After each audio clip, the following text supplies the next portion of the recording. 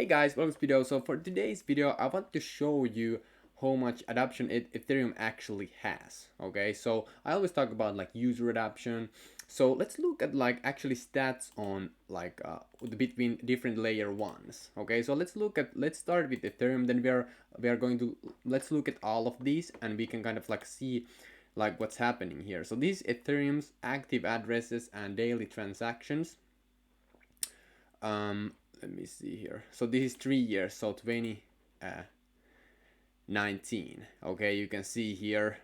So active addresses right now are around like 500,000 a day. People, 500,000 a day are, using Ethereum every single day. Okay, so which is insane to think about. Okay, because that's real user adoption. They're using it every single day. Okay. And let me see here. So yeah, so it was like 200k, and then in the bull market we went to high as 700k, and right now we are in the bear market, right? So this is our bear market. We are still 500k user adoption every single day. Look at this. Okay, and it's crazy. It is absolutely crazy. Okay. So if you think that Ethereum like it's not winning this, like a lot of people, there's tons of these layer one solutions. For example, there's like weird ones like well there's tons of them, and but basically all of them are very heavily centralized. A lot of people, new people who come in this space, are sold the narrative of, well, centralized chains because it's easier to understand. Like, hey, these all of the companies are going to the blockchain, and this new blockchain X, is going to be adapted by big companies. It's very easy for noobs to understand. Like, okay, that's a big deal because I was sucked into that when in 2018 also.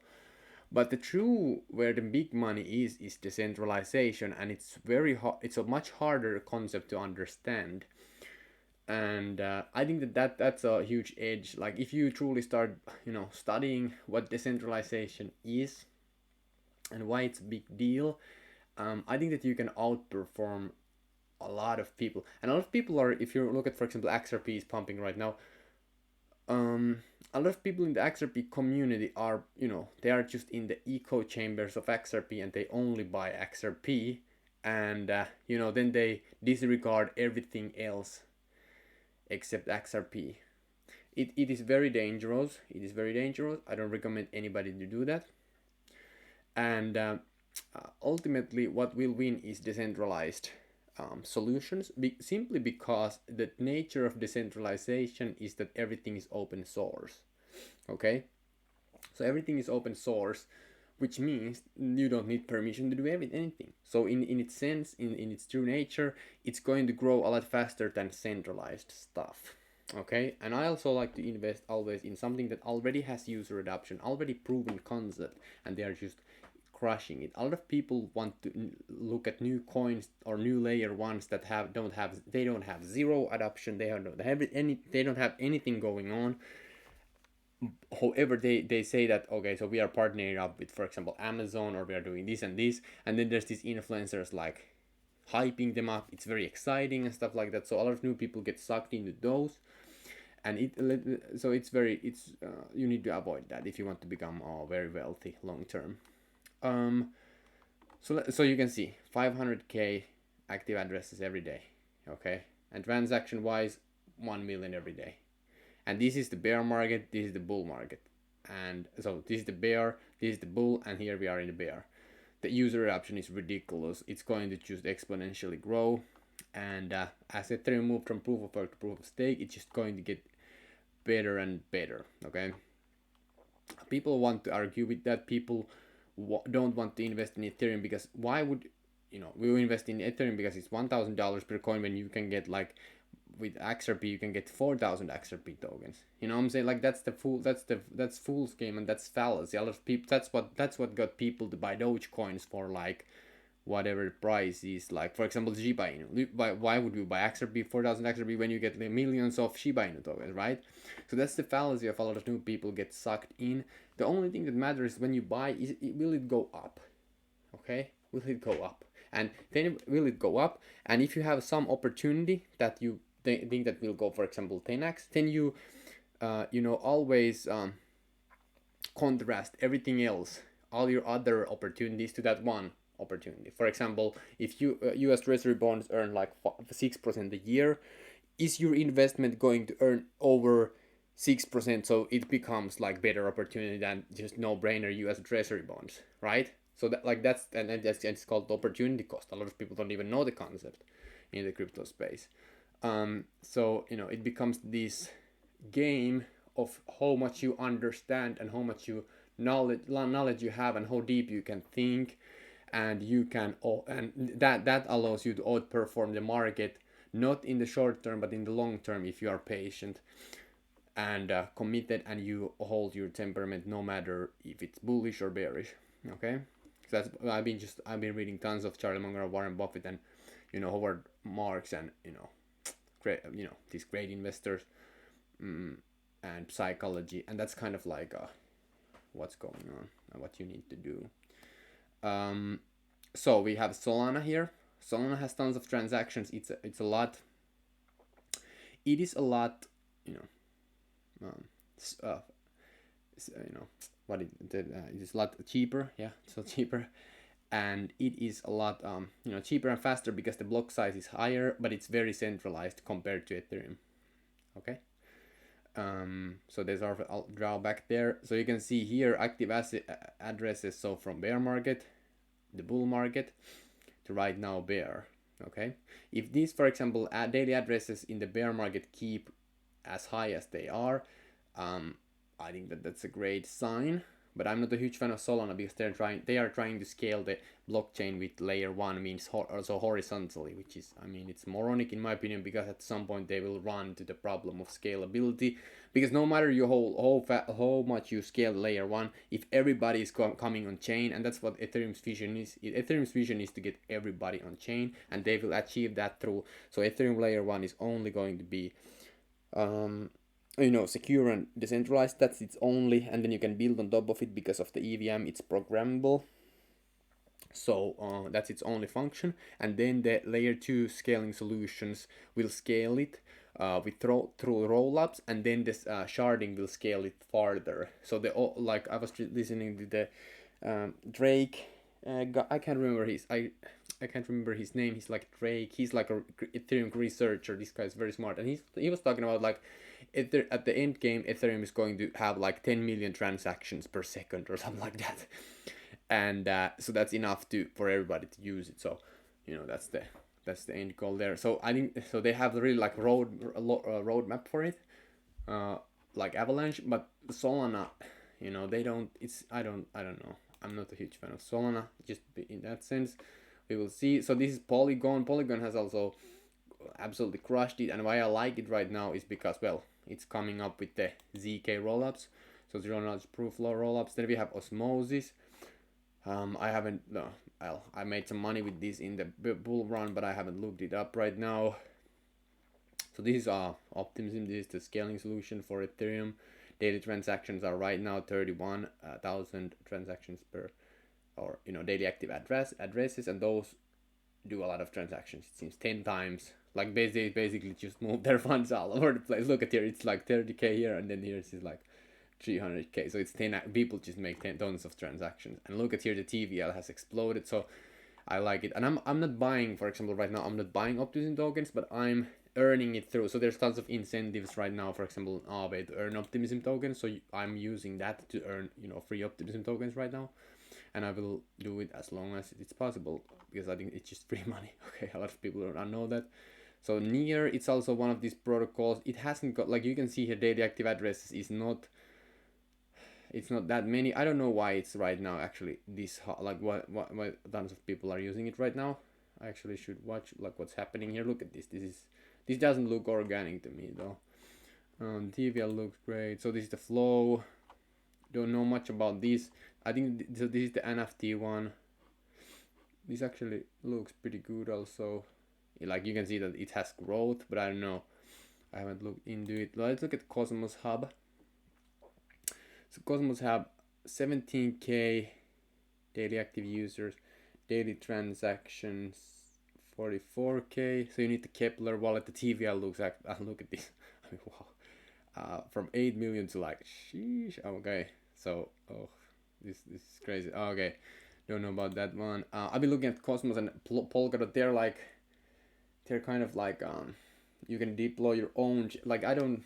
We will see what will happen with those. A lot of influencers talk about how undervalued Cosmos Atom is and stuff like that. But if I look at the founder of Cosmos, he's very kind of like, I always talk. So Charlie Munger always talks about the 4 M's. So manage, not manage, but meaning, mode, management, and margin of safety. And the management of Cosmos Hub, I think it's kind of like it's not that kind of like solid. Okay, so that's why one of the things, like, people ask me tons of times, like, why don't you invest into this asset, or why you don't invest into this asset.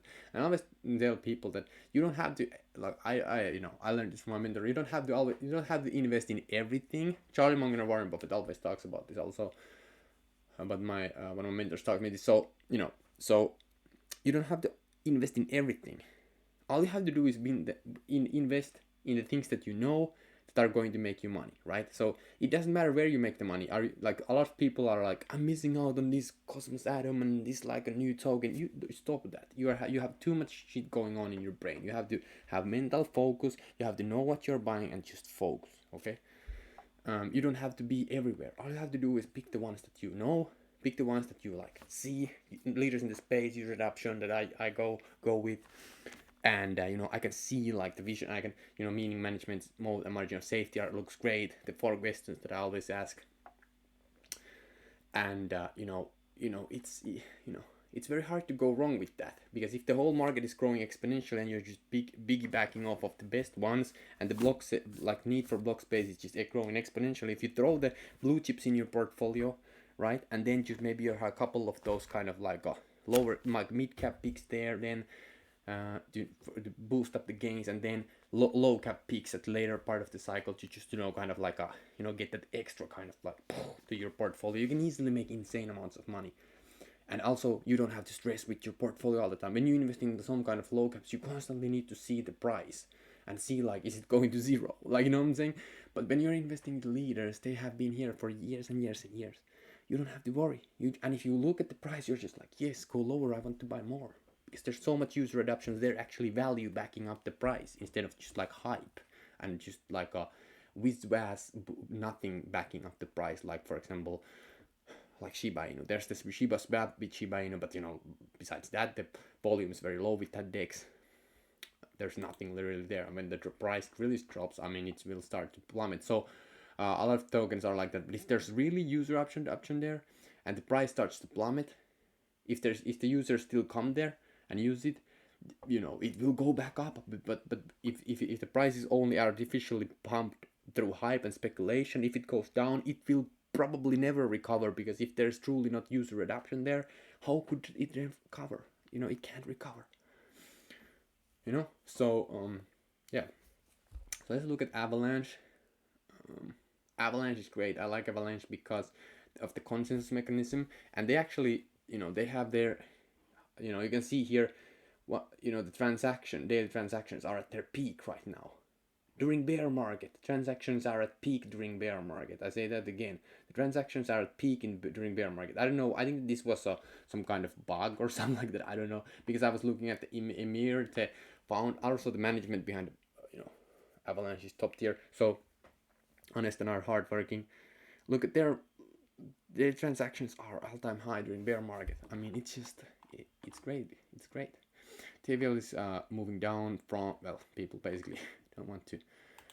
Well, yeah, there's many reasons. Prices are going down. People want to get like liquid. Maybe they're overinvested and stuff like that. Let's look at Arbitrum.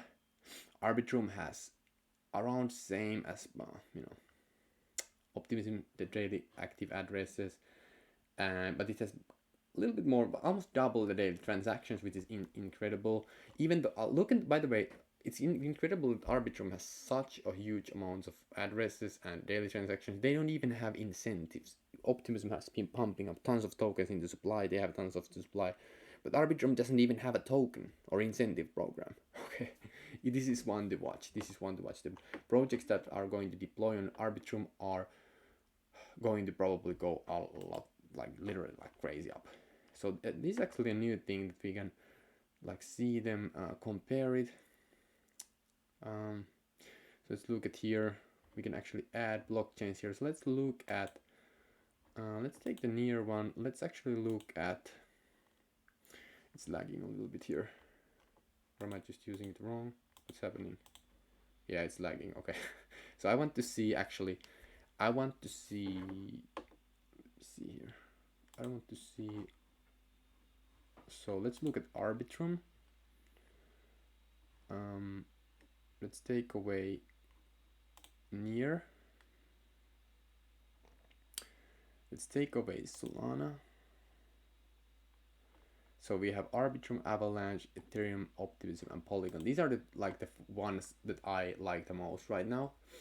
And you can see here, so right now the Optimism has the lowest daily transactions or active addresses. Avalanche has around, let me see here, 30k, 40k. Arbitrum has 30k. Polygon has quite a lot. I think Polygon is one of those. That's the one of thing I want to acquire more in this bear market. Look at this. Polygon is just daily transactions. There's tons of happening there because it's a side chain for Ethereum. Transaction costs are low, and people actually already have tons of assets there. The total value locked is like 1.3 billion right now. It's going down. Looks great to me. Everything going down. I like to see that. Because in the end we are in the bear market, right? So, but Ethereum is 30 billion. We have MicroDAO, Lido here, Uniswap, Aave, Compound. Huh. Looks interesting. Okay, and so yeah, so daily transactions looking great. The total value locked, Ethereum has biggest one, and that's the reason here is that the transactions, look at this, transactions are biggest ones in the Avalanche and Polygon. Okay, because it's a cheaper one. But if when it comes to total value locked, Ethereum is crushing it. Look at this, no one is even close. Okay, these are the best ones that I know, and they are not even close. Like these are, like, you look at this, and Polygon is scaling for Ethereum, by the way. Arbitrum is scaling for Ethereum. Optimism is scaling for Ethereum. And the next best thing, Avalanche, is like 30 times smaller. Okay? So, I mean, just stack Ethereum, guys. I'm not a financial advisor, but Ethereum, you can't go wrong with ETH. You know, you can't go wrong with ETH.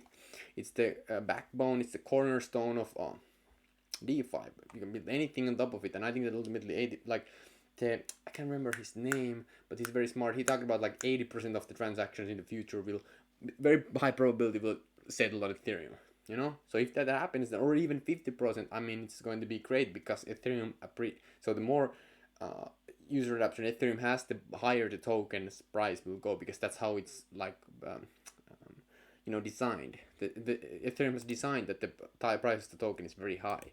So if right now we are in the last bear market, we had Ethereum for $100 to $300.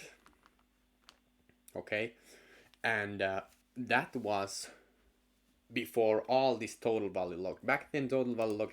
Let's actually look at it. How much was the TVL when Ethereum was like?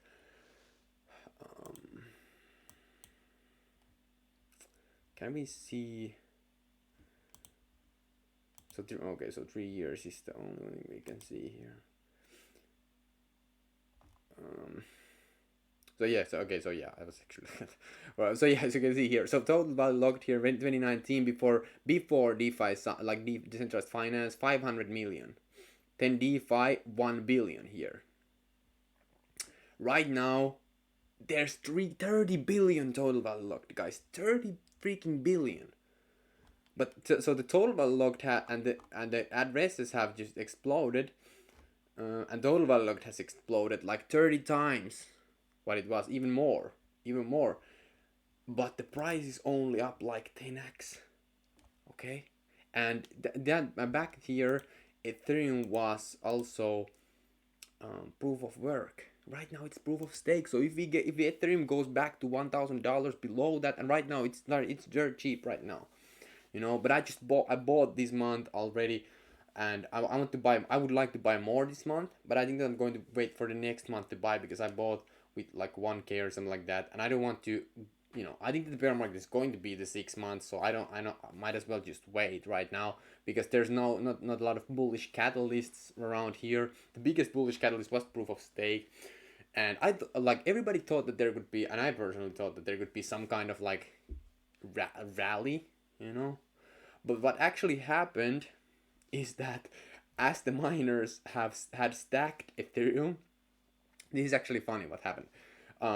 So the miners had stacked Ethereum because they also thought that the price would at least pump a little bit in the as proof of stake was released.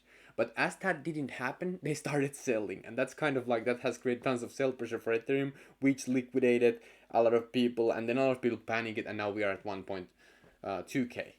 Almost around 1.3k. So everybody thought that it would go up, and that's exactly the opposite happened. So that just shows you how you want to think about markets. So I couldn't even think that deep. Think about how deep. Like, some people probably figured this out. They was like, now as people are, you know, generally people thought that, you know, it was kind of like the last bullish catalyst. Nobody really said it that it's going to be, but everybody was like, yeah, the proof of stake is coming, the merge is coming.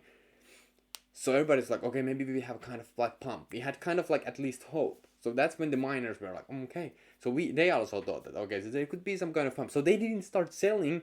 They just mined it, and then they waited for the proof of stake to come and wait for the pump, but it didn't happen, and then they started selling. So that was like second level of thinking. So Howard Marks talks about this in his book, The Most Important Thing. There's first level thinking and second level thinking. And if you can, the more you can think about second level thinking, the more money you will make. Okay? Anyway, thank you so much for watching this video. I hope that you learned a lot of in this video. There's not tons of videos like these on YouTube, because a lot of people like to talk about exciting stuff, and this is not that exciting. This is data, so a lot of people don't like to geek out on this stuff, but I like to geek out on this stuff like 100%. So because this is where the money is. The money is in the, you know, in the truth, like where is actually user adoption. Okay, so yeah. So by the way, right now I'm writing a book called The Bear Market Millionaires Manual. Okay, and it's going to be a book where I exactly show like and write out like my plan, like what I'm doing. I have created videos about it, but right now I'll go even deeper. It's going to be a book, and it's going to be great. Okay, it's not going to be crazy long, because I know a lot of people don't like to read a lot of like crazy long books. For example, if the book is like 800 pages or 500 pages or even 300 pages, it becomes this kind of like task. But if the book is like under 100 pages, it's like, well, show me the alpha, right? So I'm writing that right now. I'm going to release it as soon as I write it, and I have been thinking about it, just like, you know, like fleshing it out kind of like for like basically months. And right now I'm in the process of writing it, and it's going to be awesome. So I write it, then I probably rewrite it, and then I just like have to go through it, but I'm putting a lot of work in it, and I'm probably going to give it away for free. Okay. So because I want to provide as much value as I can, and I hope that the reason I'm writing the book is if I can help a lot of people with that book, that like that's like what else can I ask? You know what I'm saying? If I can help a lot of people, that's great. I mean, just let's roll. Anyway, thank you so much for watching. See you in the next videos, and peace out.